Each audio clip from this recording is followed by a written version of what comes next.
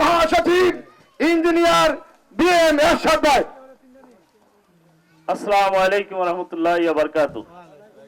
প্রিয় কেশবপুরবাসী ভাই ও বন্ধুরা এবং ভোটার যারা আছেন তাদের প্রত্যেককে জানাই বাংলাদেশ ইসলামী সমন্বয় পরিষদ এবং বাংলাদেশ ইসলামী ফ্রন্টের পক্ষ থেকে আন্তরিক অভিনন্দন এবং শুভেচ্ছা। সংগ্রামী সাথী ও বন্ধুরা, আপনারা ত্রিদশ জাতীয় সংসদ নির্বাচনে কাকে ভোট দিবেন এটা নিয়ে এখনই আপনারা দ্বিধাদ্বন্দ্বিত। আমি শুধু এটুকুই বলবো, আপনারা মোমবাতিতে ভোট দিবেন। কেন মোমবাতিতে ভোট দিবেন? মোমবাতি একটা পবিত্রতার প্রতীক।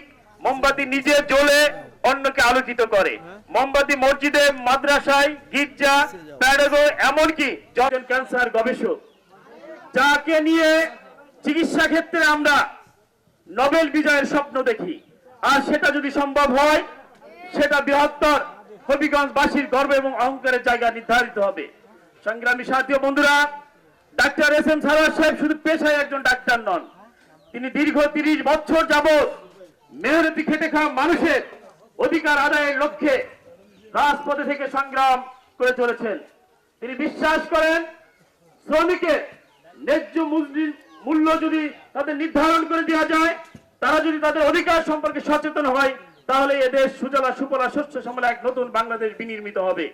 তিনি মনে প্রাণে বিশ্বাস করে যে সকল কৃষক মাথার ঘাম পায়ে ফেলে রক্তকে পানি করে উপার্জিত শস্য উৎপাদন করেছে, সেই শস্যের ন্যায্য মূল্য পান না।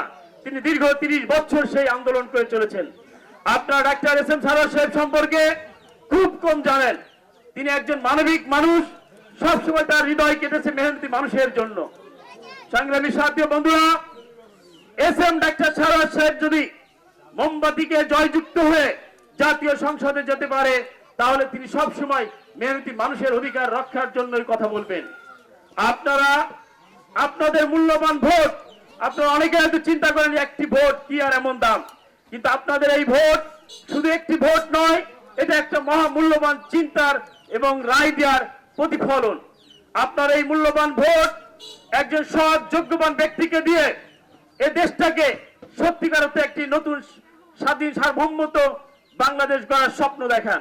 সংগ্রামী সাথী ও বন্ধুরা, বাংলাদেশ ইসলামী ফ্রন্ট এমন একটি রাজনৈতিক দল যে দলের সন্ত্রাস নাই, চাঁদাবাজ নাই, টেন্ডারবাজ নাই, দুর্নীতি, ছিনতাই, নারী ধর্ষণ, শিশু ধর্ষণ এগুলোর বিরুদ্ধে সবসময় সোচ্চার।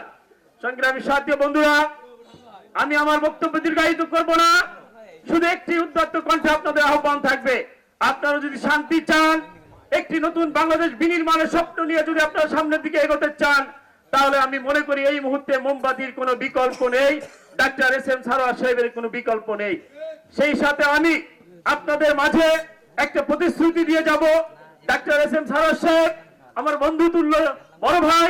আপনারা জানেন চিকিৎসা ক্ষেত্রে মানুষের চরম অর্থনৈতিক বিপর্যয় হয়, শরীর থাকলে তার অসুখ থাকবে, আর এই অসুখের জন্য প্রচন্ড ভাবে একটা অর্থ ব্যয় করতে হয়।